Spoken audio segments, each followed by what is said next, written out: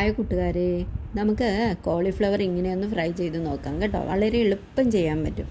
അതിന് ഞാനൊരു ബൗളിലേക്ക് മുളക് പൊടി, കുരുമുളക് പൊടി, മഞ്ഞൾപ്പൊടി, കോൺഫ്ലവർ, കുറച്ച് കസൂരി മേത്തി, ഇഞ്ചി വെളുത്തുള്ളി പേസ്റ്റ്, നാരങ്ങ നീര്, ആവശ്യത്തിനുള്ള ഉപ്പ്, ഇതിലേക്ക് കുറച്ച് വെള്ളവും കൂടെ ചേർത്ത് നമുക്ക് നന്നായിട്ടൊന്ന് മിക്സ് ചെയ്ത് എടുക്കാം.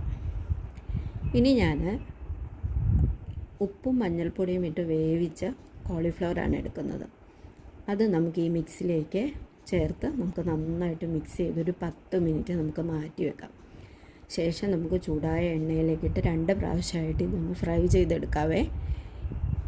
ഇനി നമുക്ക് ഇതിലേക്ക് കുറച്ച് പച്ചമുളകും കറിവേപ്പിലയും കൂടിയിട്ട് ഫ്രൈ ചെയ്ത് നമുക്ക് ഇതിലേക്ക് മിക്സ് ചെയ്തെടുക്കാം. നല്ല സൂപ്പറാണ്. എല്ലാവരും ട്രൈ ചെയ്യണം കേട്ടോ.